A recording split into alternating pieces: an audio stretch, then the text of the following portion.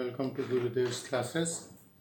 पिछले लेक्चर में लेक्चर 46 में हमने प्राइमरी ऑक्सिलरीज के यूजेस के बारे में पढ़ लिया। अब आज लेक्चर 47 से हम स्टार्ट करेंगे मॉडल ऑक्सिलरीज के बारे में।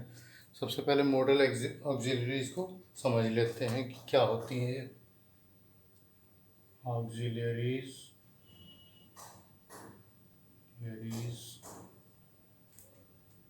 which help the main work auxiliaries which help the main work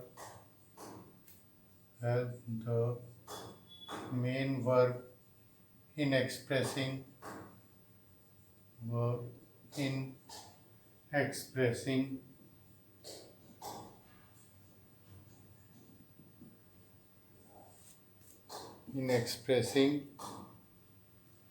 the degree of certainty of action, the degree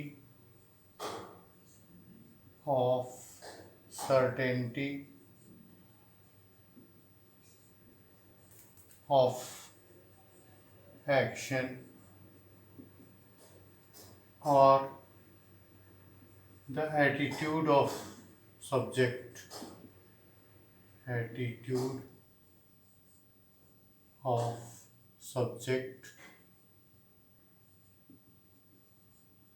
towards taking action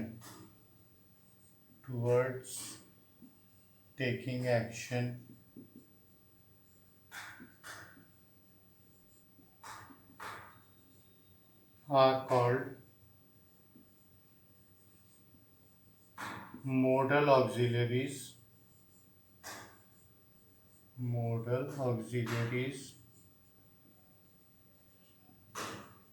और मॉडल्स। इनको हम सीधे सीधे मॉडल्स भी कह सकते हैं। आगे मैं मॉडल्स टर्म ही यूज़ करूँगा। तो वे ऑक्सिलरीज जो मेन वर्ब की हेल्प करती हैं क्या चीज़ एक्सप्रेस करने में, degree of certainty of action, इस बात को एक्सप्रेस करने में कि जो भी एक्शन हो रहा है उसके होने की संभावना कितनी है, बहुत प्रबल संभावना है या बहुत कम संभावना है कि वो एक्शन हो।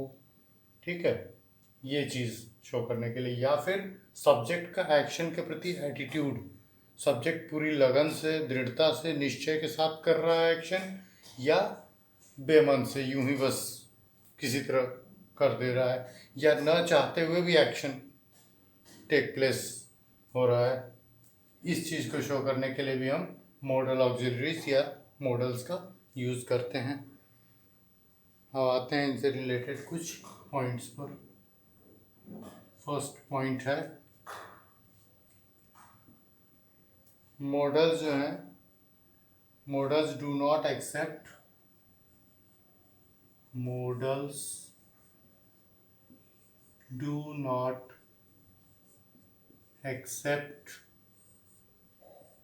अब ये पॉइंट वाइज हम मॉडल्स की कुछ स्पेशल प्रॉपर्टीज़ को समझने की कोशिश कर रहे हैं। Models do not accept conjugation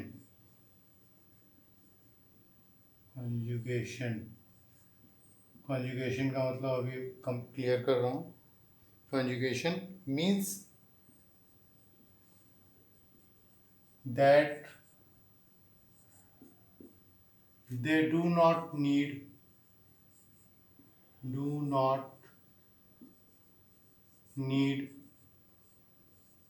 primary auxiliaries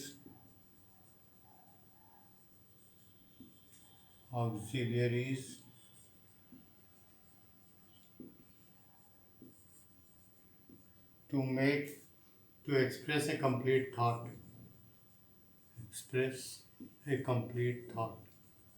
complete thought को एक्सप्रेस करने के लिए मॉडल्स को प्राइमरी ऑक्सिलरीज की हेल्प नहीं चाहिए होती है। प्राइमरी ऑक्सिलरीज की हेल्प किसको चाहिए होती है? मेन वर्ब को, ना कि मॉडल्स को। Express A complete thought.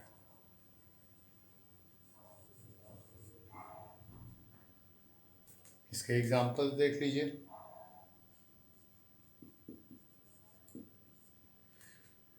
He can swim.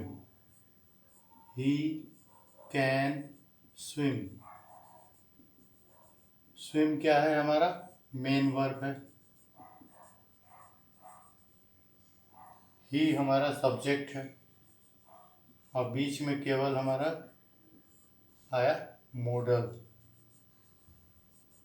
इसके साथ हमें किसी भी प्रकार के प्राइमरी ऑक्सिलरी की ज़रूरत नहीं है। बी की ज़रूरत नहीं है, हैव की ज़रूरत नहीं है, ना ही डू की ज़रूरत है। ही कैन स्विम, वह तैर सकता है, तैरने का काम कर सकता है, बोलने की आवश्यकता नहीं, वह तैर सकता है। बस हो गया, इतने में हमारा सेंस कंप्लीट हो गया, एक हमारा थॉट कंप्लीटली एक्सप्रेस हो गया। ठीक है, आते हैं नेक्स्ट प्रॉपर्टी पे, point number 2। Models don't have infinitives. Models don't have infinitives. Infinitives means ing form.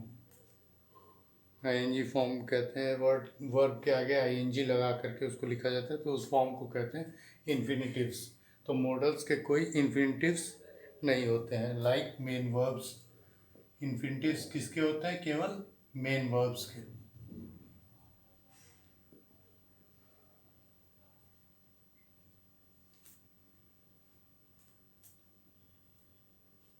They don't have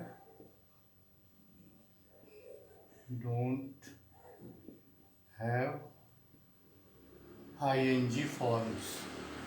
इनके ing फॉर्म्स नहीं बनते हैं। Example,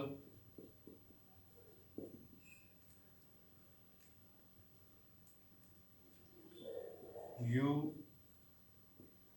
should help your mother। अब यहाँ शुड को शुडिंग नहीं कर सकते। शुड हमेशा जब भी यूज होगा शुड ही रहेगा। ये हमारा मॉडल है।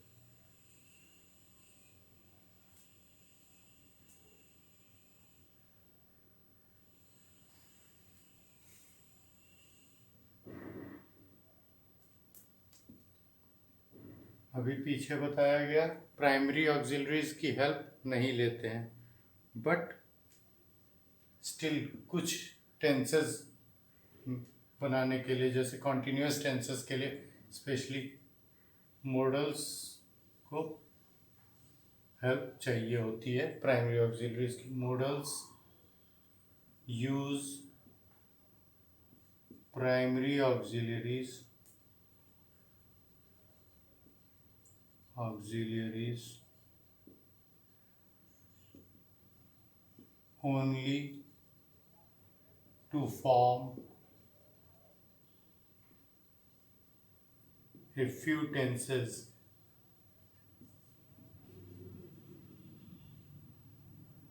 एग्जाम्पल, कॉन्टिन्यूस टेंसेस में, खास तौर पे कॉन्टिन्यूस टेंसेस के लिए हमें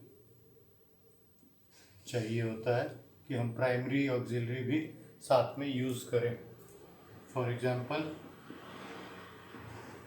यही एग्जाम्पल ले लेते हैं, you should help your mother, तुम्हें अपनी माँ की हेल्प करनी चाहिए। ये इनडेफिनिट टेंस हुआ। अगर इसी को हम कॉन्टिन्यूस में बनाएंगे, you should be helping, you should be helping your mother, तुम्हें अपनी माँ की मदद करनी चाहिए। मतलब इस वक्त तुम्हें अपनी माँ की मदद करनी चाहिए। एक्सपेक्ट किया जा रहा है कि कॉन्टिन्यूस वर्क में वो अपनी माँ की हेल्प करे। तो यहाँ हम शुड के साथ प्राइमरी ऑक्सिलरी बी का यूज़ भी करेंगे। प्राइमरी ऑक्सिलरी, ठीक है। की नेक्स्ट प्रॉपर्टी है number 4, models can have multiple meanings. Models can have multiple meanings.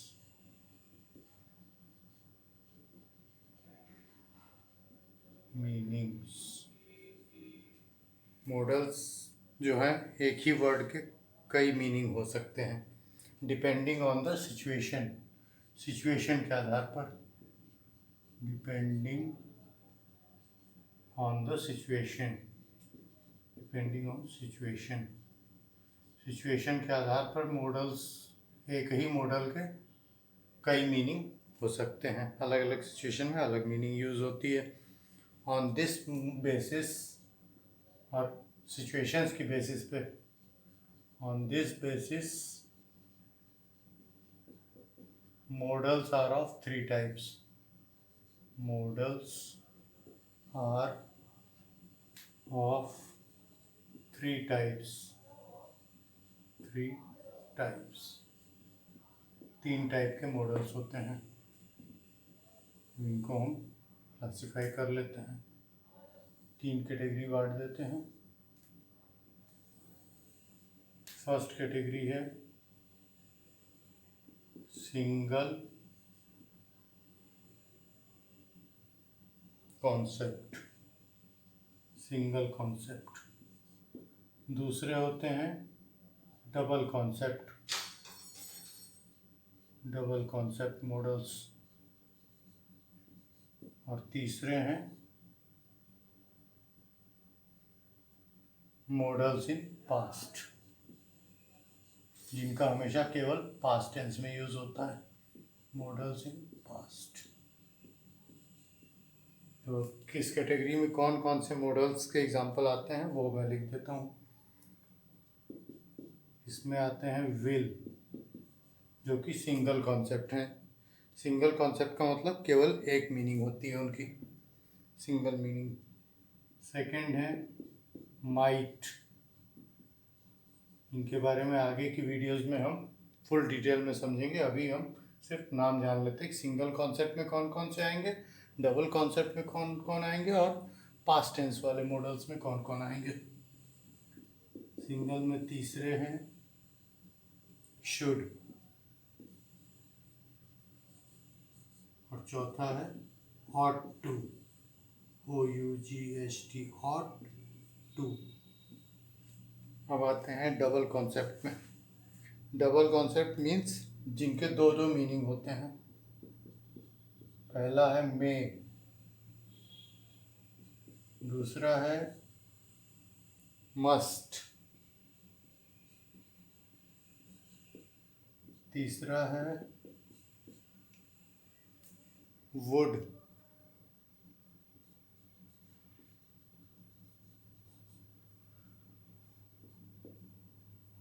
Fourth है कैन, फिफ्थ है कुड,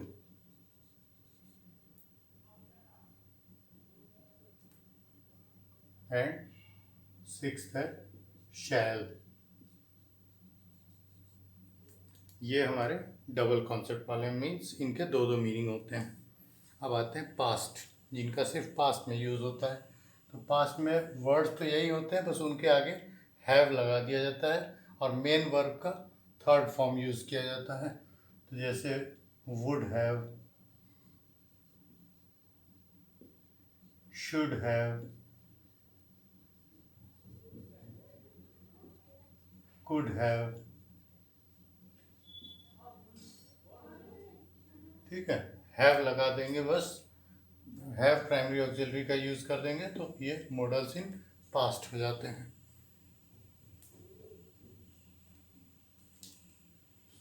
पॉइंट है, fifth point, some other verbs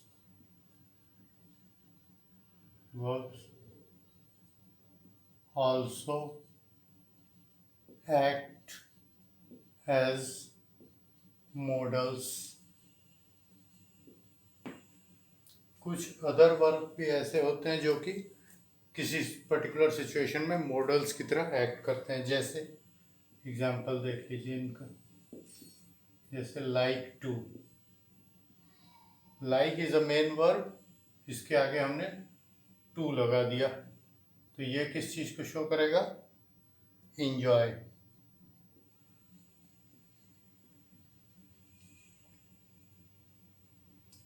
फिर want to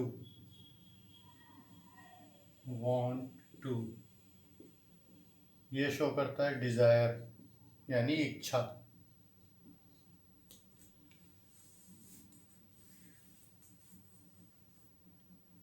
नेक्स्ट है नीड टू, ये शो करता है नेसेसिटी को, जरूरत को,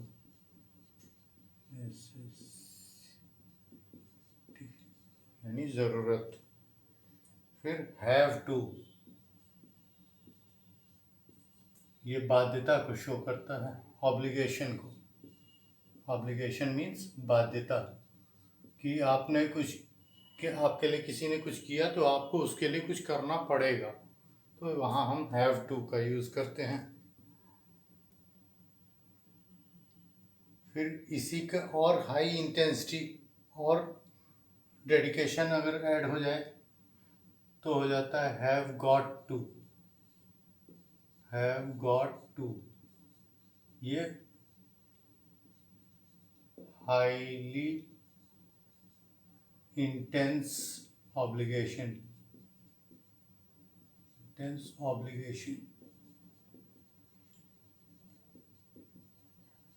मतलब उसी ऑब्लिगेशन की और हाई इंटेंसिटी हो गई कि अब और भी ज़्यादा मजबूर, और भी अधिक बाध्य कि करना ही करना है हर हाल से। फिर look forward to, look forward to,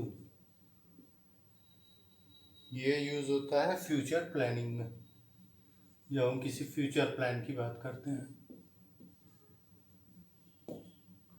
ठीक है, अब नेक्स्ट वीडियोस में हम, आगे आने वाली वीडियोस जो भी आएंगी उनमें हम बारी बारी से हर एक मॉडल ऑक्सिलरी का स्पेसिफिक यूज़ डिटेल में समझेंगे। Till then keep watching, keep learning. अगर आपने अब तक चैनल सब्सक्राइब नहीं किया है तो please subscribe the channel, and till then keep learning. Thank you.